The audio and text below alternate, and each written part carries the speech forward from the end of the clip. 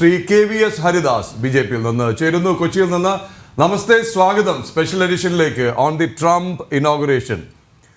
ശ്രീ ഹരിദാസ്, ആദ്യം തന്നെ on the outset എങ്ങനെ കാണുന്നു ട്രംപിൻ്റെ രണ്ടാം വരവ് ഭാരതത്തെ സംബന്ധിച്ച്? ഭാരതത്തിൽ നിന്ന് അങ്ങോട്ട് നോക്കുമ്പോൾ ഓരോരോ പോയിന്റിലേക്ക് ഞാൻ വരാം.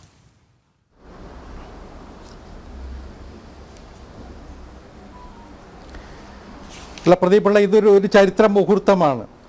അമേരിക്കയ്ക്ക് മാത്രമല്ല, ഇന്ത്യക്കും ഒരു വലിയ ആത്മവിശ്വാസമാണ് പ്രദാനം ചെയ്യാൻ പോകുന്നത്. വൈറ്റ് ഹൗസിൽ ഇന്ത്യയോട്, നരേന്ദ്രമോദിയോട് ഇത്ര അടുപ്പം കാണിക്കുന്ന ഒരു രാഷ്ട്രപതി ഇതിനു മുമ്പുണ്ടായിട്ടുണ്ടാവില്ല. ഇനിയും ഉണ്ടാകുമോ എന്ന കാര്യത്തിൽ നമുക്ക് കാത്തിരിക്കേണ്ട കാര്യവുമുണ്ട്. പക്ഷേ ട്രംപിൻ്റെ വാക്കുകൾ തന്നെ നമുക്കതിന് പലവട്ടം സാക്ഷ്യപത്രങ്ങളായിട്ട് അവതരിപ്പിക്കാവുന്നതാണ്. നരേന്ദ്രമോദിയെ ഉറ്റ സുഹൃത്തായിട്ടാണ് കാണുന്നത്. ദ ഡിപ്പെൻഡബിൾ ആലൈ, അങ്ങനെ ഒരു സ്റ്റാറ്റസ് ഇന്നിപ്പോൾ ഇന്ത്യക്ക് അമേരിക്ക നൽകുന്നു. അതൊരു ചെറിയ കാര്യമല്ല. പഴയ കാലത്ത് അമേരിക്കയുടെ പിന്നാലെ നമ്മളൊരു ശിപായിമാരെ പോലെ നടന്നിരുന്ന ഒരു ചരിത്രമുണ്ട് നമുക്ക്. അമേരിക്ക എന്ത് പറയുന്നോ അതനുസരിക്കാൻ നമ്മൾ ബാധ്യസ്ഥരാകുന്ന ഒരു സ്ഥിതി. അവിടെ നിന്നൊക്കെ മാറി ഇന്ന് തുല്യ നിലയ്ക്ക് നിന്ന് സംസാരിക്കുന്ന, ഒരേ മനസ്സോടുകൂടി ചിന്തിക്കാൻ കഴിയുന്ന, പല കാര്യങ്ങളിലും ഒന്നിച്ച് നിലപാടുകൾ എടുക്കാൻ കഴിയുന്ന നിലയിലേക്ക് ഇന്ത്യ വളർന്നു. അത് നരേന്ദ്രമോദിയുടെ കീഴിലാണ് എന്നതാണ് ഏറ്റവും പ്രധാനപ്പെട്ട ഘടകം. കഴിഞ്ഞ തെരഞ്ഞെടുപ്പ് വേളയിലൊക്കെ ട്രംപ് എടുത്ത നിലപാട് നമ്മൾ കണ്ടു.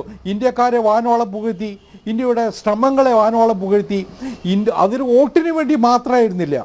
അദ്ദേഹം ഒരർത്ഥത്തിൽ ഇന്ത്യയെ അത്രമാത്രം ബഹുമാനിക്കുന്നു എന്നതാണ് നമ്മളിവിടെ കാണേണ്ടത്. സ്നേഹിക്കുന്നു എന്നതിനപ്പുറം ഇന്ത്യയെ, നരേന്ദ്രമോദിയെ അത്രത്തോളം ബഹുമാനിക്കുന്നു എന്നുള്ള യാഥാർത്ഥ്യമാണ് നമ്മൾ തിരിച്ചറിയേണ്ടത്. അതിൻ്റെ ഒരു പ്രതിഫലനം ഇനിയുള്ള ദിവസങ്ങളിൽ നമുക്ക് കാണാൻ കഴിയും. അത് മാത്രമല്ല, ഈ ട്രംപിൻ്റെ രണ്ടാം വരവോടുകൂടി ലോക നയതന്ത്ര തലത്തിൽ ഉണ്ടായിട്ടുള്ള ചില മാറ്റങ്ങൾ കൂടി നമ്മൾ കാണേണ്ടതുണ്ട്. ഇന്ത്യക്കെതിരായിട്ട് പലപ്പോഴും തല ഉയർത്തി നിന്ന ശക്തികൾ, അവരൊക്കെ ഇന്ന് ഭയപ്പെട്ട് നിൽക്കുക. അതിന് ഏറ്റവും നല്ല ഉദാഹരണമാണ് നമ്മുടെ അയൽ രാജ്യത്തുള്ള പാകിസ്ഥാനും ബംഗ്ലാദേശും.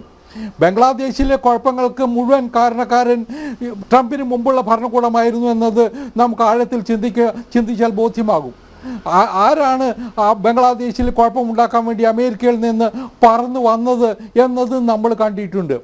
ഇന്നിപ്പോൾ ബംഗ്ലാദേശിലെ ഒരു ഹിന്ദു വിരുദ്ധ നീക്കങ്ങളെ, അവിടുത്തെ ന്യൂനപക്ഷങ്ങൾക്കെതിരായ നീക്കങ്ങളെ പരസ്യമായിട്ട് അപലപിച്ച ഒരു അമേരിക്കൻ നേതാവാണ് ട്രംപ് എന്നുള്ള യാഥാർത്ഥ്യം നമ്മുടെ മുമ്പിലുണ്ട്. തീർച്ചയായിട്ടും ബംഗ്ലാദേശ് പ്രശ്നത്തിന് പരിഹാരം കാണാൻ ട്രംപിൻ്റെ സഹായവും ട്രംപിൻ്റെ നിലപാടുകളും നമുക്ക് ഗുണകരമാകും എന്ന് പ്രതീക്ഷിക്കുന്ന ഒരാളാണ് ഞാൻ. മറ്റൊന്ന്, ട്രംപ് ആദ്യം മുതൽ സ്വീകരിച്ചിട്ടുള്ള ഒരു പ്രഖ്യാപിത നിലപാടുണ്ട്. ഇസ്ലാമിക തീവ്രതയ്ക്കെതിരായിട്ട്, റാഡിക്കലിസത്തിനെതിരായിട്ട് ഒക്കെ. അദ്ദേഹത്തിൻ്റെ ആദ്യ ഭരണകാലഘട്ടത്തിൽ തന്നെ പാകിസ്ഥാനെ നിലക്ക് നിർത്താൻ പരമാവധി ശ്രമിച്ചിട്ടുണ്ട്. ഇപ്പോൾ പാകിസ്ഥാൻ വല്ലാത്ത ദുരവസ്ഥയിലാണ്. നമുക്കറിയാം, എക്കണോമിക്കലി തകർന്ന് തരിപ്പണമായ രാജ്യമാണ്, പ്രതിസന്ധിക്ക് നടുവിലാണ്.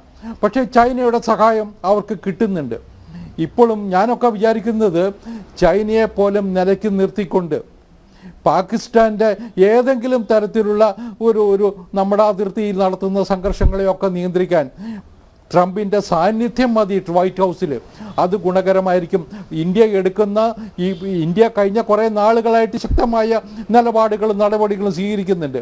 അതിനൊപ്പം ട്രംപിൻ്റെ സാന്നിധ്യം കൂടി ആകുമ്പോൾ നമുക്ക് ഗുണകരമാകും എന്നാണ് ഞാൻ വിചാരിക്കുന്നത്.